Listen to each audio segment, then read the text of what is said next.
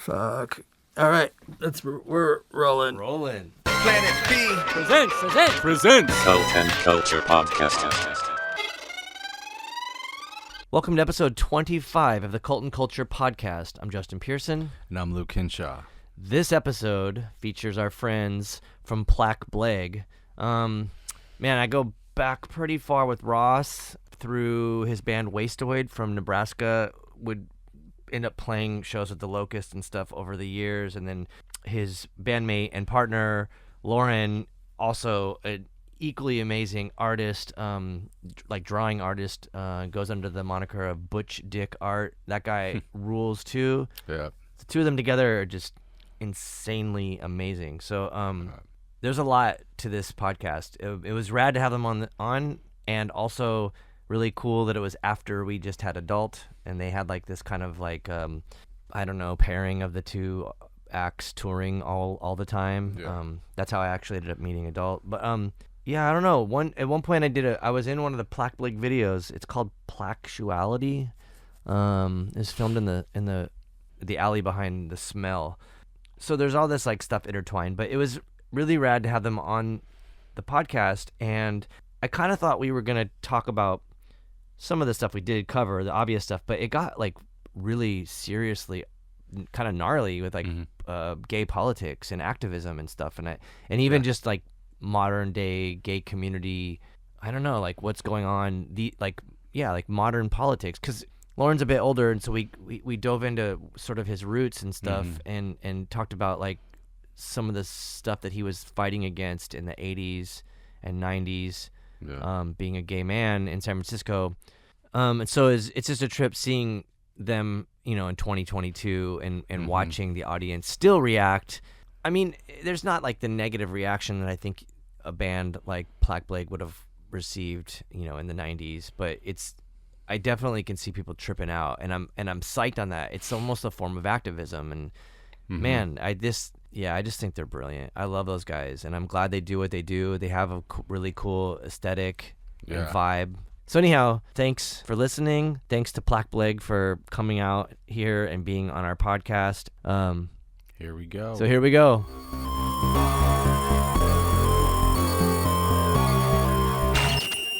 Can we get what's it called? A voice ID from both of you?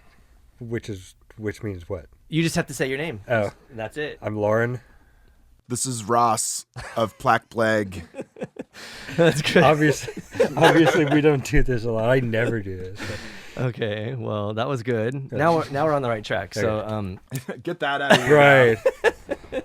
Thanks for being now here. We can be loud. Thanks for being here and doing this, and it's awesome to see you guys again. Yeah, it's awesome to see so you. Cool. Yeah, thanks for having us. Of course. It's cool to be back in San Diego, actually. It's also nice that you're wearing an Adult shirt, for people that can't see, because we just had Adult on our podcast, and it was. I heard. We talked a bit about you too. Yeah. The tour. No, it was all good. Yeah. I absolutely love the shit out of them now. I already loved them, but now I really love them. So it's amazing traveling with them, and kind of everyone letting go of not their courtesies, but like everyone was farting, right? No, actually but they were not. talking about it. Yeah. We were talking about it a lot. No, but it's just nice, especially after 2 years of really not seeing anybody, and really only talking to them a couple times over Zoom or whatever. Just to be with them and be with people, interacting with people like we interact with each other, but just kind of having more of a larger unit. Yeah, family. Yeah. And we'd argue, they'd argue, and but it's no big thing. Yeah. And then you go and you do your shows, and you're in this new country. Next day you're in a different country, Well, we've spent a lot of time with them too, Right. like personal time, where you're in a van Right. with each other for 6 weeks, and you get to kind of know each other pretty well. right. And Sometimes too well, but those are like the really beautiful moments, especially if you have a conflict and you can work through it. Then you know how to navigate with your friends. And Right. Right. I feel like it's like being on the road with a band like you're really good friends with, like Adult. It's just easier because you can understand each other more, and there's less arguing. There's like less awkwardness of kind of like, you don't want to be rude. You all want to go to the same restaurant, but it's sort of like sometimes somebody doesn't want to go, but it's like when you're kind of all connected, you understand each other and you kind of know what you want to do. And it just makes it easier and more fun. Yeah. Plus, like we've done more shows with them than anybody else. So we've kind of developed this family relationship with them. And I am a bit jealous of it. It reminded me of like the old days, they sound like old, but like back in the old days. Well, like before Locust and cars. Jenny Piccolo would always tour together. We were like the like the sister bands. Like that was Right. so cool. And when I kept seeing you two together on tour, and I was like, that is really, really awesome. It's super cool. Yeah. Because after just a couple nights, really, you get your rhythm down work-wise. You get to the thing, you set up, and then afterwards, it's like a machine of tearing down and getting stuff in the van and kind of keeping an eye out, because some of these places we had no idea where we were, and just had to be. So, we just, as a unit, as a touring unit, even though we're separate entities, we've always worked really well together. Yeah. And we had this amazing tour manager who kind of took care of everything. That's also a plus. Yeah. He drove, in situations that, through situations, tiny situations that we just couldn't ever That's consider his doing job. better. You mean Right. physically? Well, you mean it's just- physically, like the Yeah. National Lampoon's European Vacation style? Kind Yeah. of. Yeah. Like, there were at least 2 hotels in Europe where the parking lot was through like this archway. Uh-huh. And we were in this big van. Yeah. And so, he, within literally an inch or two, just getting through an archway Yeah. and, I don't know, it was amazing. It was more than I could have done. Yeah. Oh man. Well, so I guess like the thing that I was going to start with was like how we met back in the day through, I mean, I guess the Locust touring out there, but we'd like, and I guess like all of the stuff that you did leading up to this project.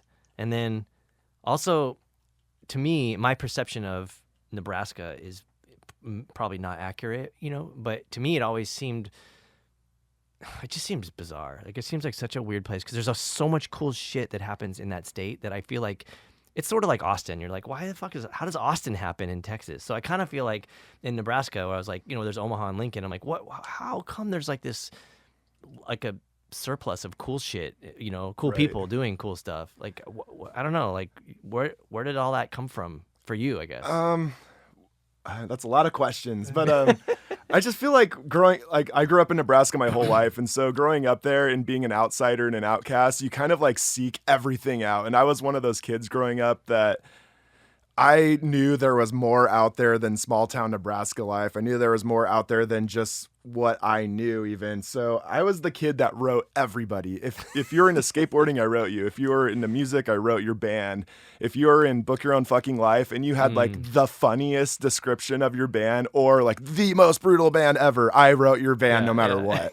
And Which so, you just dated yourself because Book Your Own Fucking Life was like a survival manual if you were in a band. In mid early 90s. even, I think. Well, yeah. I'm actually like 140 years old, so just letting you all know that. Lucky. But I just feel like in Nebraska, you have to really try to be creative and you have to try to make shit happen because there's nothing going on there.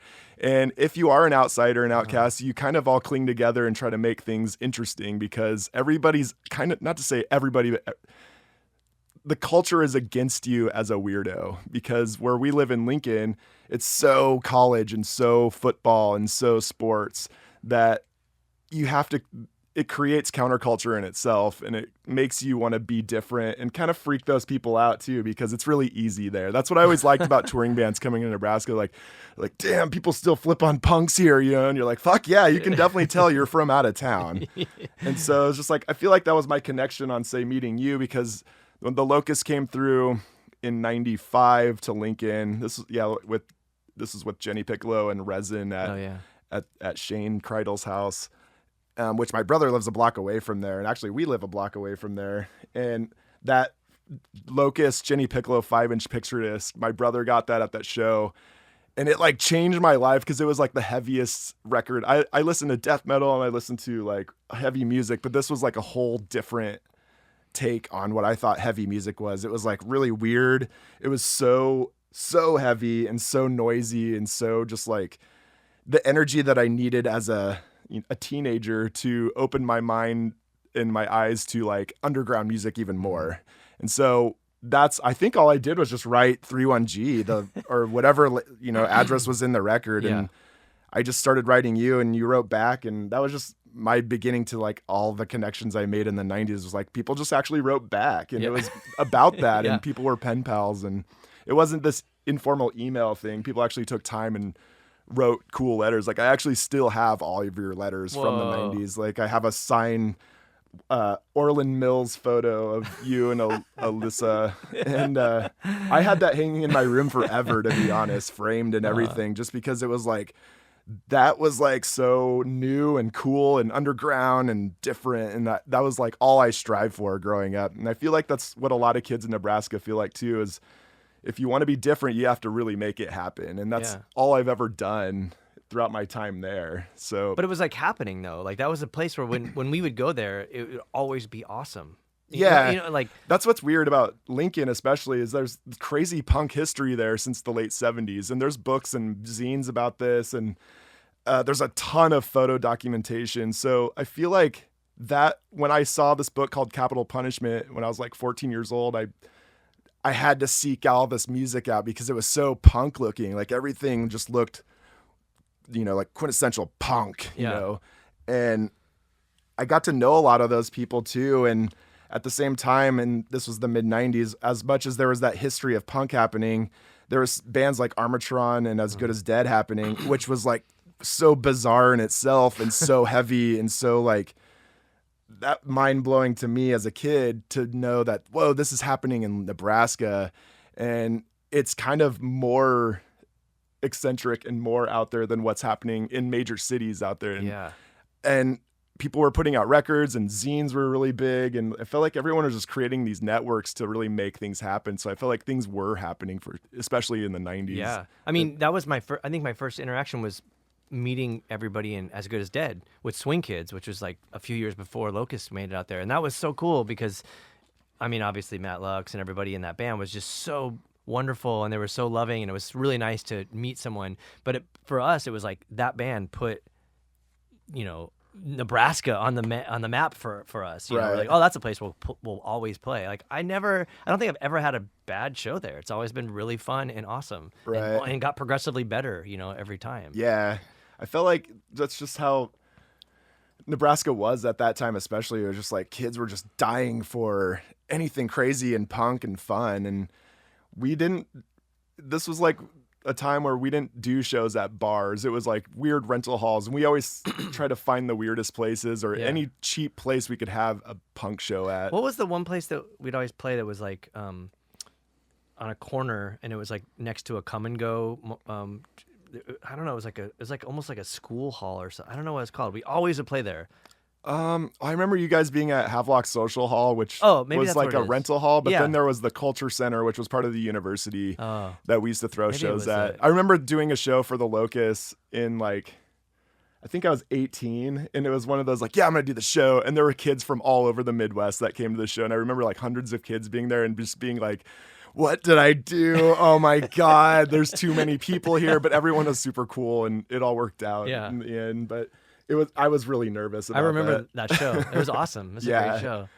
But so, I mean, and then, I don't know, like, it seemed like when Faint got, like, their shit together and Saddle Creek and stuff, then it kind of blew up there for a minute, right? Yeah, I mean, like, once Saddle Creek Records happened, I feel like Omaha all of a sudden was just like this huge explosion of music. But at the time, it just wasn't for me. And I felt like at that time, Omaha wasn't cool. Like I played in grindcore bands, and it was like they were a hardcore city, and Lincoln was like grindcore, like weirdo city, and so they kind of clashed a lot. I mean, years later, I learned how to utilize both cities for my, to why only play or be in one city when you could do both. It's only an hour away. Yeah.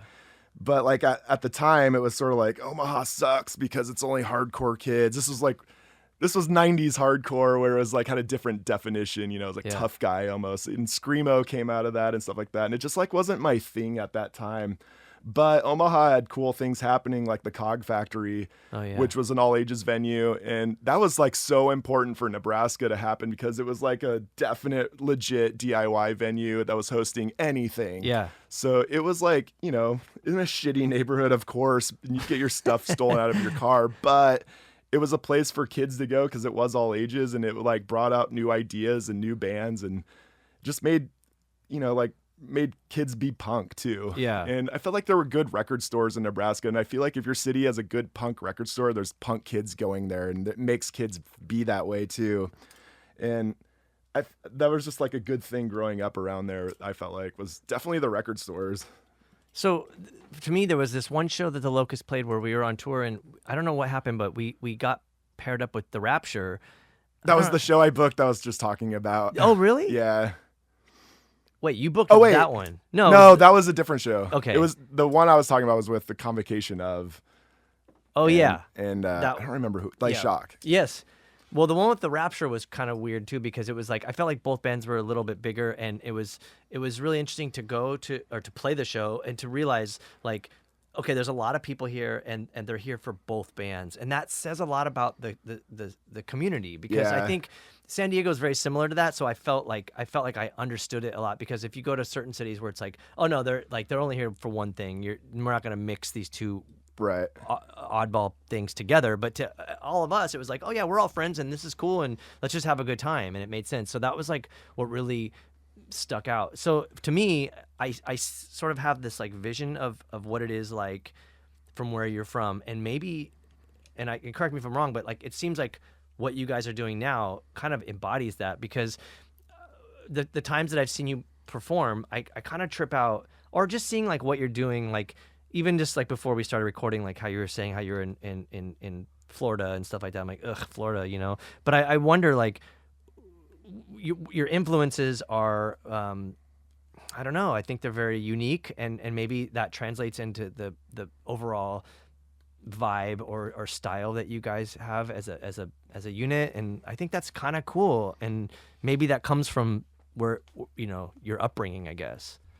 Yeah, I've even like from your upbringing, it comes from my upbringing, because my upbringing is totally different. Where did you come? You were San Francisco. San Francisco. 80s. Yeah.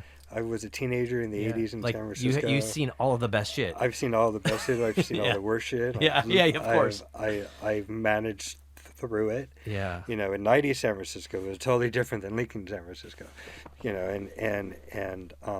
But in terms of my influence on this project, I think a lot of it comes from my youth. Well, I mean, so what was like? I mean, what were you doing in your formative years, like growing up? Or what was the stuff that was moving you? It was gay. Everything was gay, and so was I, and it was magic. And, yeah. There was a power. Being young and honestly being heavy, not looking like anybody else, but kind of getting a sense real early on that I'm not chopped liver, in this world. Yeah. So I had my tune, and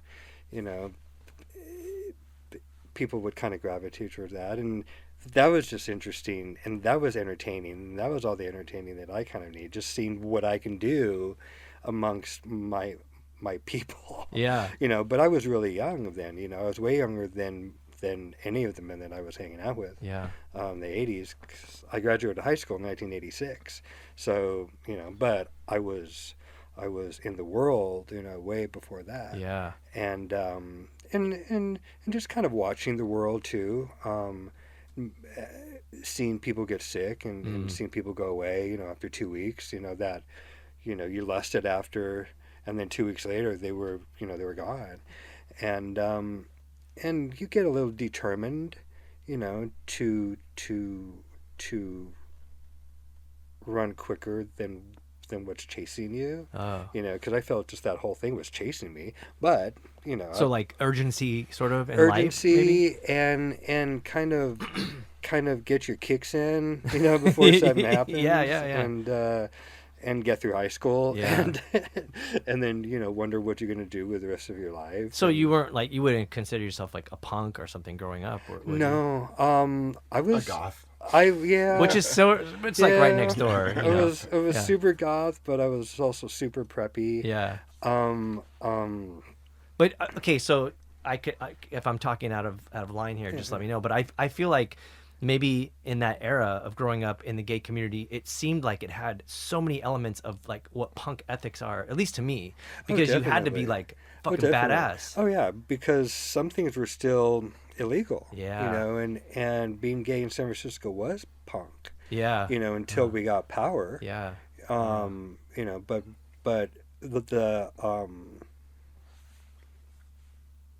the resistance we had to show, or the strength that we had to somehow pull out of something, Yeah.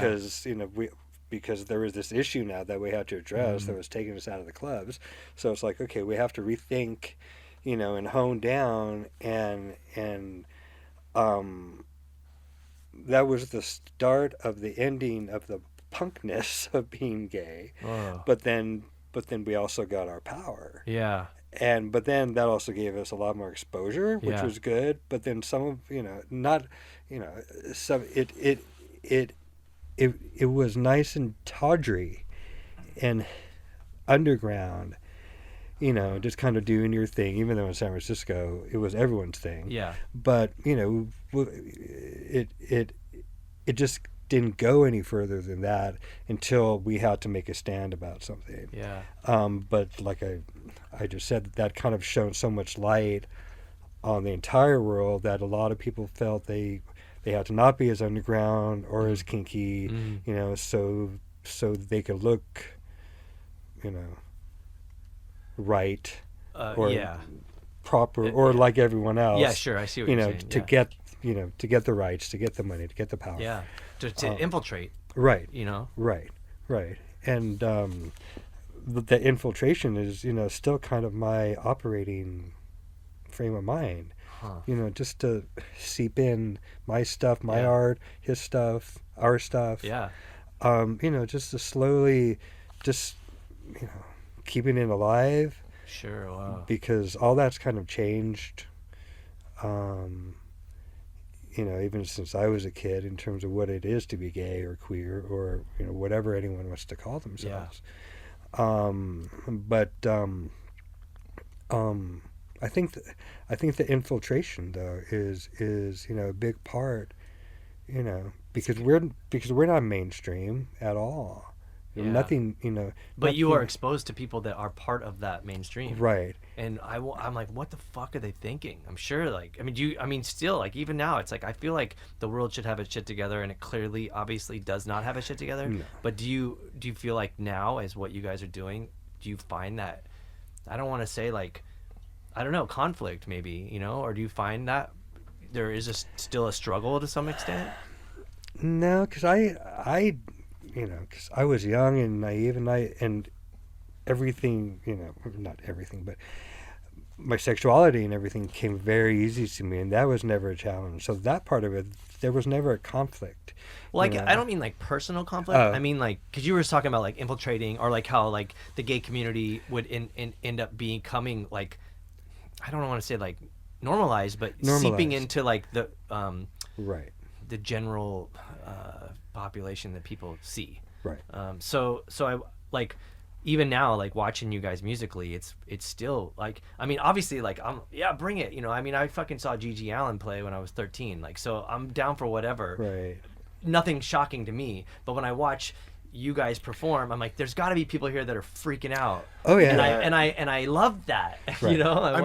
The whole like just gay culture is like what has brought us to where we are in general. Like, I feel like gay culture can make you an outsider if you're not part of gay culture. As I was growing up, I was a punk and metalhead. I didn't understand gay culture in that kind of group of people. So when I was a teenager, I didn't really know how to meet people like me, or were there people like me? Yeah. I don't know. There was, which is fucking Right. crazy, but no one ever really talked about it. Right. And there wasn't really internet yet either. So it was kind of like, how Yeah. do I meet people like me? And I Yeah. feel like both of us being artists, art in general is just our huge influence to kind of project as like being different or interesting in ourselves. But I feel like me growing up, especially, I had a different upbringing in gay culture where I grew up in small town Nebraska, where it was very looked down upon. It wasn't open-minded and it wasn't cool.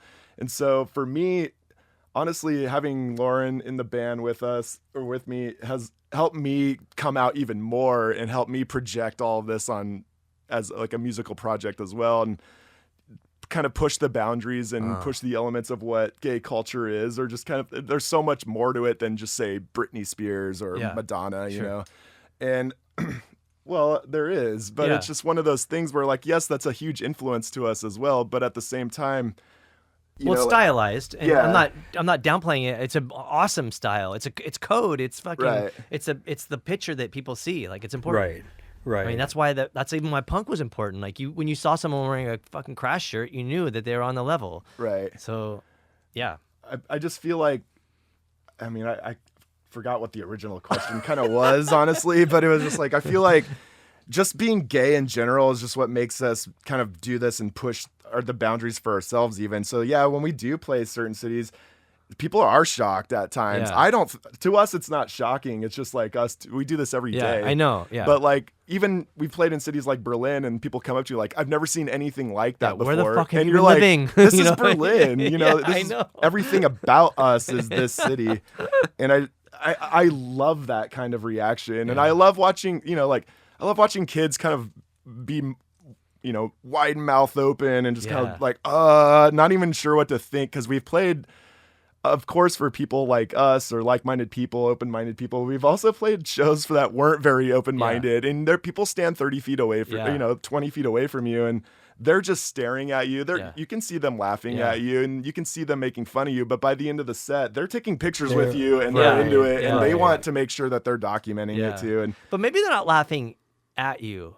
I think they're nervously laughing at the situation. Okay, because I know when I've seen you perform, I'm sure I've laughed and smiled like a motherfucker because I love it and it's awesome. And I'm like, there's so much like awesomeness happening right now. So maybe they're so square. But you can tell when there's a jock. You can tell when you're being laughed at sometimes. Right. But I understand what you're saying. It's okay. I hear it. Yeah, we're having. But there's always I feel like a it's all about turnaround. being fun There's and having always fun. the turnaround. But the jock funny. that's laughing at you is probably just in the closet. Exactly. It's like jokes on them. That's why I call it like a nervous laughter in a weird way, because it might be like shocking or it might be uncomfortable for you, but it's still fun and it's not necessarily dangerous. It's just kind of like, if you can't hang with it, go. Right. I mean, also too, like it's 2022. Like people should have seen everything at this point. Like, right? You would assume. I hope not, in a weird way. I don't know. I feel otherwise I feel done or over. People act like they do, but they're still shocked and they're still put off, and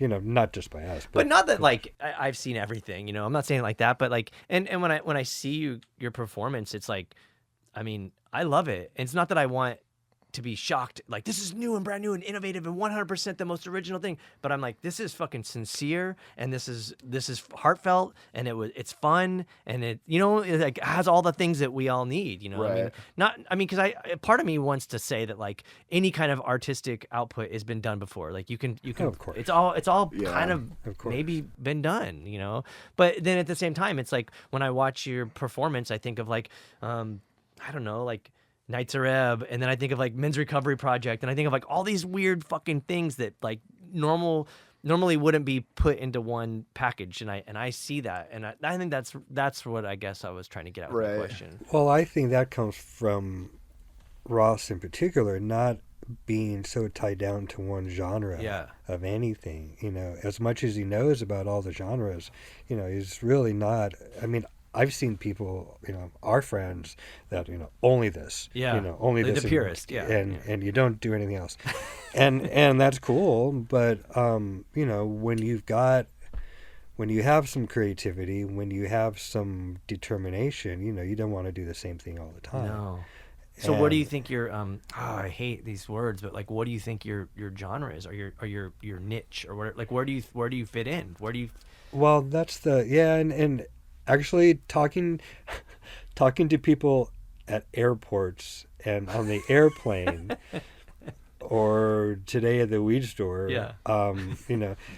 and it's taken me a while, and I don't even know if it's a concrete etched in stone thing. But when someone asks us what kind of music we play, my first thing now is just to say hard disco. Oh, okay. Hard leather disco. Yeah. Whoa. Cool. That's kind of whether that's just to get someone off my back. Yeah. Because I'm never trying to explain it myself. Depends what kind at of all. person you're Sure. talking to Right, as well, because right. sometimes it can be like the most like it's someone's mom. Like the woman sitting next to me on the plane was like, "What are you doing in San Diego?" And you're like, "I'm in a band playing a show." "What kind of music do you play?" And you're like, Hard leather disco hard is leather a disco. fucking rad genre title. So if you, And I think that's what we'll go with. right, hard leather disco. did you just pull that out of your ass right now? No, I'm super witty. No, I've because people ask. Yeah, and, I know. I'm not, I'm not as musically oriented and knowledgeable as much as he is with, his kind of music and genres. I mean, I know my stuff, but it's totally different stuff. We always kind of joke like, would we like if I wasn't gay, would I be interesting? And it's sort of like, I don't know, but I think being a gay person, it's really made me just seek so many different things, and just have such a different mindset and open-mindedness of music and art in general, that to me, I was like, I grew up around heavy metal and punk, and that was what my brothers listened to when I was growing up. So I was already into kind of weird music, or not necessarily weird, but that's what I thought everyone listened to Motley Crue when I was 10 years old. And then eventually I just really got into like other various forms of heavy music, whether it was, like grindcore, or just even like doom metal or sludge, or just noise in general was like a whole new experience for me. And I feel like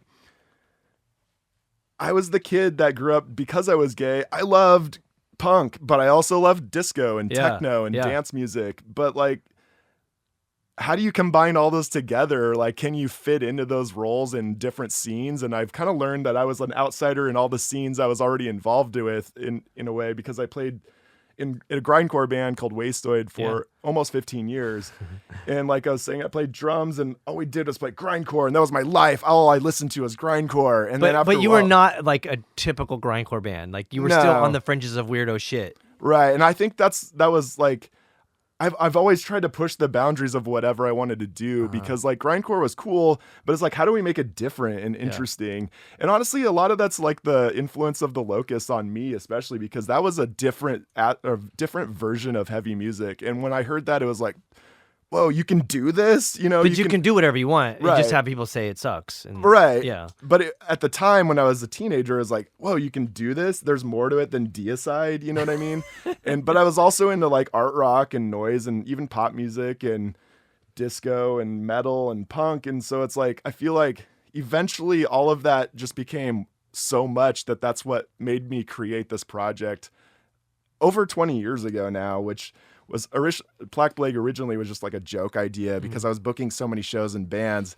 It's like I booked all these punk and grind bands, but then like I'd book like a weird art rock band or weirdo pop performance artist, and it's like, how I want to play these shows too. What kind of band do I do to play these shows too? That could fit into all of them, right? Yeah, okay. And so like, we used to just sample other people's music and then just like tear it apart, so it had no rhythm, or you couldn't dance to it, but it was like techno beats.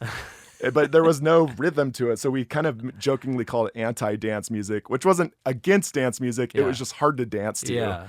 And so it was like a lot of just wailing and screaming to non-rhythms. And honestly, a lot of that was influenced by Arab on Radar and Eric Paul, because his vocal stylings was just so weird. And so like, that was the new thing for me, was like, that's what I want to do, is just be like kind of weird. And so like, it was hard to do that in a grindcore band, but at the same time, I feel like we pulled it off and made it work, just to kind of be different. We kind of took like stage looks differently, and like I just kind of got sick of looking at guys in jeans on stage, and I want to just be like different, like, so I just started wearing weird shit in a grindcore band. But like, this project just started slowly doing things, and then all of a sudden it seemed like, well, it's kind of working. And then by like 2012, unfortunately, Jeff from Wasteoid passed away, and then so that band was over, but we had done Plack Blague together, and was like, okay, when he died, I was like, I'm doing this full time. I had already started kind of changing how it was becoming what it is now in a way. And so when Wasteoid was over, that was like my main band. We were doing so much, and then that momentum just was still going, but it's like, how do I do it in this project? You still have the energy for it. So I kind of took all those weird elements of noise and art and grind and electronic music and put it all in one thing. And it's just kind of turned into this monster of Blague the way it is. But all of it's just really the influence of just being a gay person has really brought out just even myself in this project. Like, it's really even helped me open up as a gay person and just be gay, you know, because I had a hard time with that growing up. And this even in our scene, it was so strange to me. Like when my friends, you know, it never really mattered, but we're like, are you gay? What? If you are, you should just fucking tell us, because he's way cooler, you know? And like, people didn't feel comfortable. Yeah. I don't want to name any names, but like, we toured with people that were just not ever coming out of the closet. And you're like, dude, that's fucking bullshit. Like, right. You should feel so comfortable with us. Right. You know? And that's what is important with this project now is we have so many kids come up to us that want to talk to us about coming out, or they want to just like talk to gay people, or because kind of going back to one of your questions about small town world, sometimes playing these small towns are the better shows because kids are dying for anything gay, anything weird, anything out of the ordinary. Yep. And so they come to your shows and they want to see it, and they're just blown away that this is in, say, Springfield, Missouri, you know what I mean? But you're like, I relate to that personally because I grew up with that same world where I was dying for anything too. Yeah. And so we do have a lot of interactions with kids, and even like of all ages, that are like struggling to come out or just want to talk about it or just want to talk to someone else that's gay too. Yeah. And, you know, like to us, that's super important, and it's really like liberating in itself, and it's eye-awakening, and you can feel like, wow, we have it really easy, and some people don't, and, you know, and you learn about yourself too, but it's just cool, like, being able to go on stage and feel like you're just kind of like making a statement too. And that's super important to me to, as an artist, to just be like, I'm not just getting up on stage to like, you know, play a guitar. I'm out here to like really show a message and really like show an identity too. And like, kind of like strip the morals of reality and just kind of make yourself be this like, or like unit togetherness at a show too, because we can all get along, hopefully, you know, and you know, like feel like one, you know, like it's okay to be here, it's okay to dress like this, it's okay to be different too. And that's a lot of what I like to project in this band. So I feel like Loren's influence in this project is to actually help me even be more open and be even more out as a gay person too, because like I said, growing up in my world was just way different. And I feel like I've learned just so much about myself in the last 15 years doing this, especially. But you know what's crazy too, because Loren, your stage presence says a lot. It's fucking like it's. Thank you. You like. Thank you. I'm. Well, okay. So again, like when you were talking about how like people in smaller towns are like, oh, I just want to talk to these gay people. But to me, I feel like if I was to see you and I was one of those people, or I think back to my youth when I would go and see bands and it was really influential. To me, I would just be like, it wouldn't be that like, oh, they're a gay band, or they're you know they are part of the gay, you know, culture. I think to me it would be like, this is some fucking weird ass shit in a cool way, in a confident way. That's very important. I'm very confident in my sexuality. But I think people need to see your performance and be inspired. Like, I'm gonna go fucking do something, not the same thing, but like I'm gonna go do something. Right. That's kind of what I was talking about before. Is like we want to make this be like something that maybe might influence people to be themselves, especially. Like I try to promote that as much as I can. Like, if we can do it, you can do it, you know, like it's really is a confidence thing. I never really thought about that. That kind of is a punk thing. Like, cause it's like the whole thing, like, you know, I guess we're going back to like the Ramones, like anybody can do it. And, you know, it wasn't that like, you could technically do it, but you had to be in your soul, you know, to really do it. Right. And which you can't. Right. Everyone can't do that. Right. The squares that are laughing at you, they can't fucking do it. Right. Yeah, screw them anyway. Right. I like a lot of the influence we get is like from the Pet Shop Boys or Suicide. Yeah, great. And like those are both projects which has like a 2-person element where one person's maybe I channel the Chris tame Love, person, one Pet Shop person's kind of the Boys. wild person, but it's also kind of channeling those same like ways of doing shows where, like, you know, when Suicide would play, people would riot at their shows. Yeah, Not which that I want is to so riot crazy though, but because like they just couldn't understand it or something. And but to they me, would it's riot like in "Ah." a positive way, right? Like it would I be don't like, think so. Really, no, in a 'cause negative way? I saw a really good video of Suicide opening for the Cars, and people were just like, "Fuck you, fuck Yeah, you," yeah. booing them, Yeah. and it's like, and you could see Alan Those are some of Vega the best on sh- stage just being like, "Just bring it on," just egging it on, Yeah. and to me, that was just like, that's so punk, It's really hard to achieve that, but when you do achieve it, it's beautiful. right? It is beautiful. So yeah, but I see what you're saying, and that's interesting though. The 2-piece Pet Shop Boys and Suicide. Because I'm not a entertainer like that. You know, I don't know how to sing and dance, and you know, I don't really. But you have a fucking vibe. But there's a presence, right? It's that's so cool. That's, you know, whatever. I mean, on stage, I'm part Chris Lowe from Pet Shop Boys, part Nick Rhodes from Duran Duran, and part Laurie Partridge. You know, okay, all right. because all they do Yeah. is kind of that. Yeah. But they look cool doing Yeah, it. yeah. So I'm like, well, what are they doing? Yeah. You know, what are they projecting? And it's awesome, but you know, it's almost like a protection thing because I really didn't know what to do on stage. It used to be that I was kind of off stage with these weird light switches, doing stuff with my feet and Whoa. doing, you know, weird stuff. But then putting me on stage, though, just kind of galvanizes us as well. Yeah. And the unit and the project or the entity, which I like to see as being, you know, kind of a rock of whatever we're doing, you know, but just being very confident and kind of unwavering, you know, because there's stuff coming at us from all different kinds of people about what we should be doing and how we should be doing it. I mean, people telling you that? Sometimes, yeah. Who? Sometimes directly. I get that a lot with my art.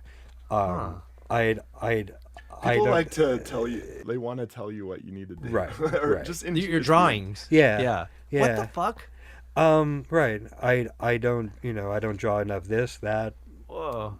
You Them. draw what you draw, and you play what I you draw play. with this hand Yeah. draws. That's, you know, it's not up to me, it's up to the hand. Yeah. But you know, it is interesting having to articulate a response other than, you know, fuck you. Yeah. But although that's my main, you know, thing is that I don't, you know, I never feel I need to answer about my art Yeah. at all. Yeah. But some people want that. So I kind of try to word it in such a way that, you know, I'm not changing. Yeah.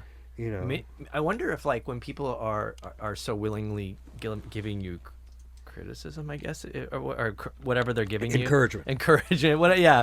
I would say constructive criticism. But yeah, encouragement. Like, I wonder if, like, it's part that you're ahead of the curve, or, like, it's part that maybe people can't comprehend something that's unique. You know, like, oh, it needs to be like this other thing. Let me reference this other thing that you should be doing. That's kind of like, I don't know. It's interesting. We were in Chicago a few weeks ago playing this IML after show, and someone who had criticized me online was there, and he saw us and he loved us, and he apologized and saying that he was having a bad day. yeah. And it's like, oh, okay, so it's not about me. Yeah. You know, so that's what I kind of try to remember, is that it's not really about me. But I don't know. I think people overvalue people's platforms and what they have. And, you know, I've got a big Instagram account, and maybe people think that I should be doing more for everybody else. And I can't. I also feel like, too, once you get a little bit of popularity, people want to Right. criticize you on anything they can Right. think of, too. So it's just Yeah. a matter of telling you what to do because, Right. they think you're famous, and you're sort of like, well, I mean, Well, there's two things. just numbers. One, at least they're paying attention to you, because if they were indifferent, then you're probably not being successful. But the other thing that I feel is weird is like, who feels that like their random opinion is valuable to give to you? Like, that's some arrogant shit. Like, you should be doing this. Like, fuck that. It's the evolving, and it needs to evolve, but it's the current queer. It's not all youth, but it's a different wave of queer rights than my little gay rights in the 70s. It's way more encompassing. Why do you just say my little gay rights? Oh, I'm being facetious. Okay. Yeah. Okay. I totally know it's not little. Yeah. You know, I know exactly where I come from. I know exactly what I went through. Yeah. And I see young people doing it the same, but they almost seem a little bit more angry, and maybe want to lash out at just anybody, even in their own camp. Yeah. Which is kind of fucked up. Which is super fucked up. Well, and plus social media gives everyone a voice now to say Social whatever media. they want, and that's really become like That gives that them can the be right. kind of a problem in lots of ways, and it just makes true. it so it's just kind of annoying, like Well, either enjoy it or don't. Yeah. And when you're pointing your finger at someone, you're pointing 3 fingers back at yourself. Right. Whoa. So, totally. Right. Yeah. And so that's like a big Right. thing to realize.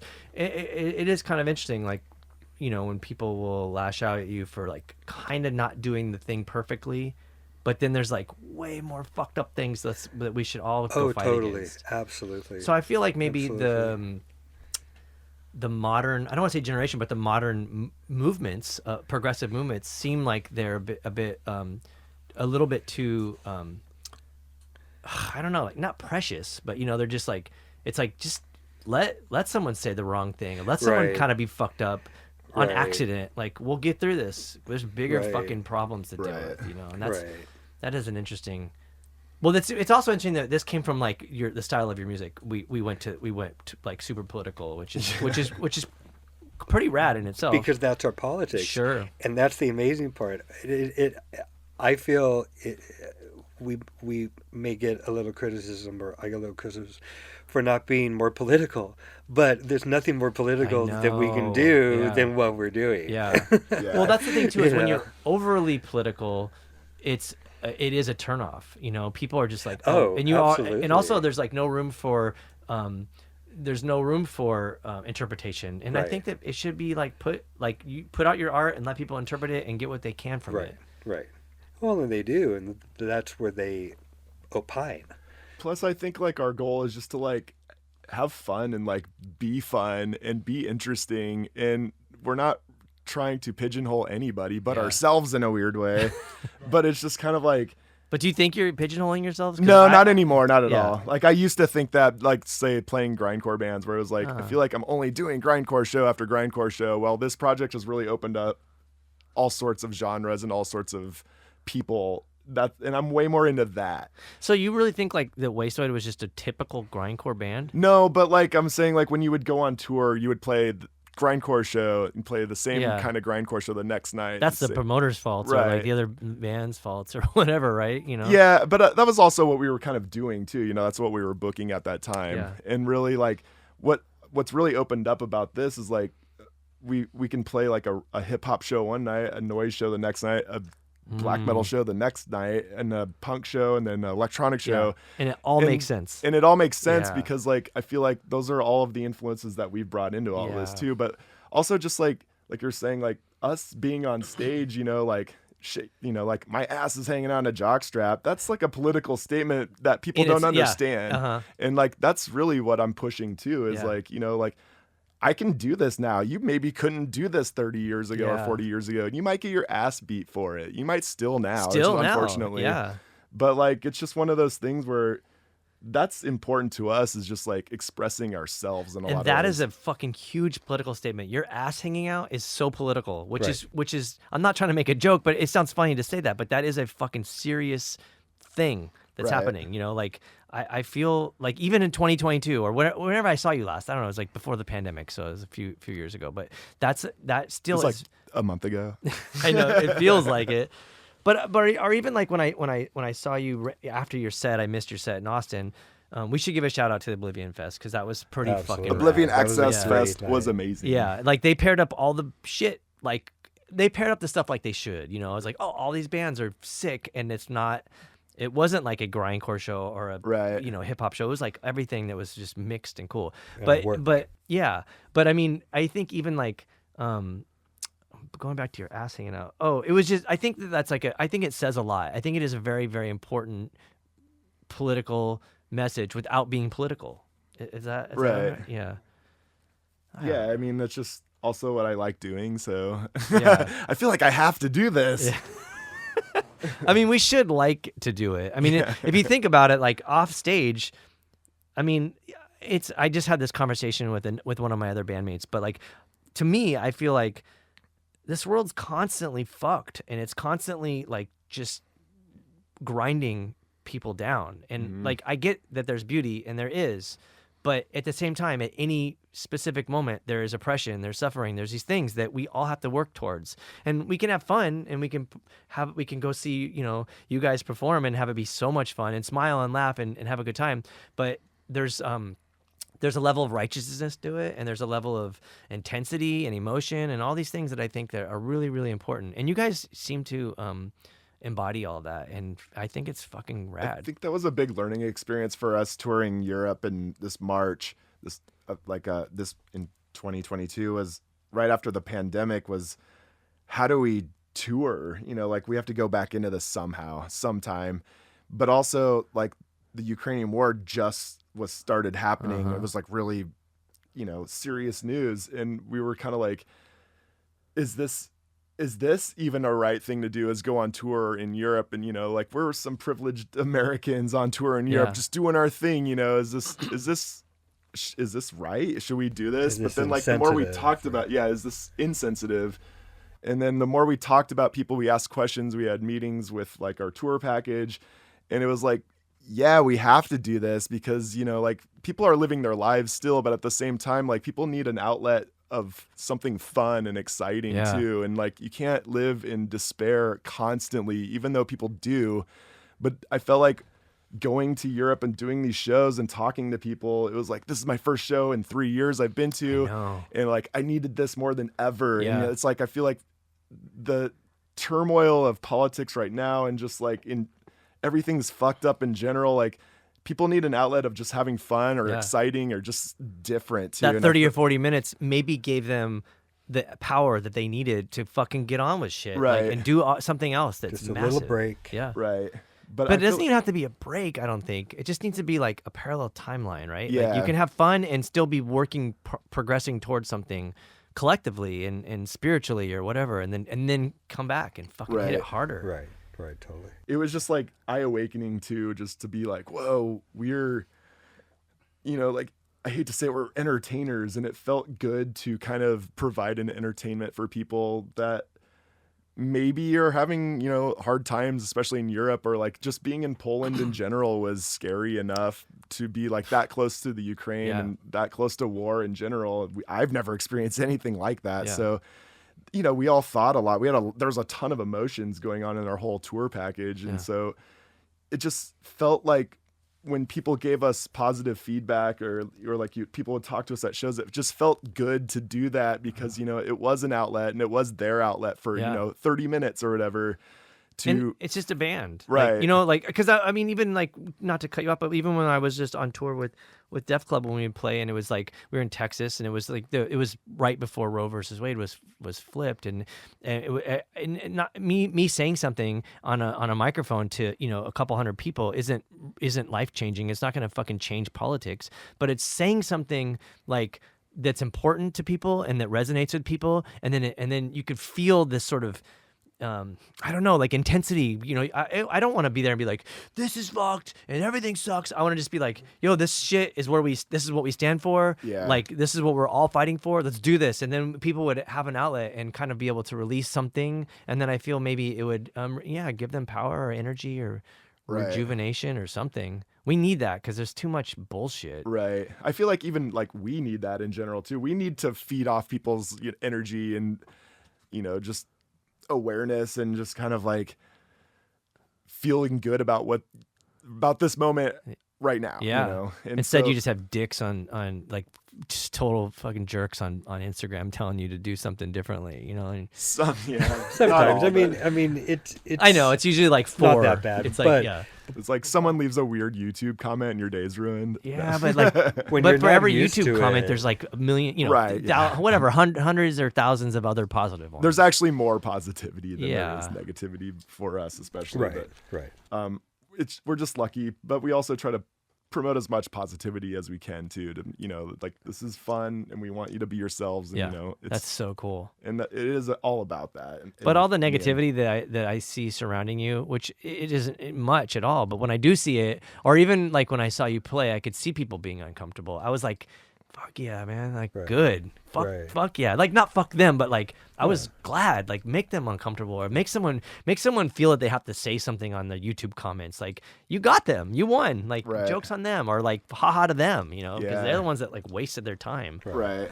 But it's also like when we see people having fun, that's what makes it fun Yeah, for us too. yeah, But I do like to see people be shocked a little, and I Yeah. do like to see people kind of with their mouths open, and they might not understand it at the beginning, but usually by the end they're like, that was fucking awesome. And that's what's cool is I like to like watch people go from confused to having a good time. And that's really fun and cool to me and exciting to see it. It means like, oh, what I just did worked, Yeah.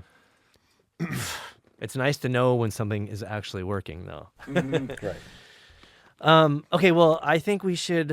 I think everybody has to go, so maybe we should cut it. But I want to. I think whatever you guys are doing, you're doing something really special and important. So, to all the negative comments, they can fucking suck it because you guys are killing it, and it is rad. It is really rad. Yeah, thank Super you. fun. Well, I love you guys. Thank you Love so you. much. Well, thanks for having us. Thank you. This is great. Awesome.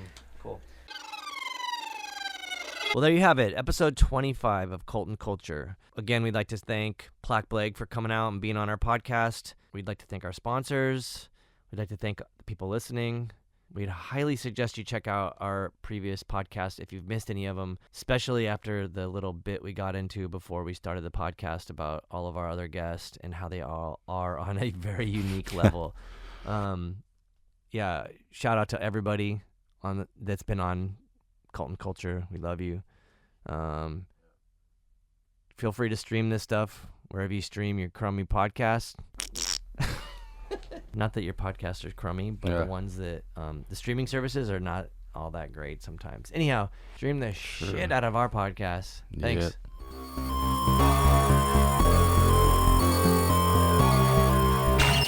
Colton Culture is a Ruinous Media podcast, proudly sponsored by Earthquaker Devices, Heartwork Coffee, Fender, and Diodario. Planet B.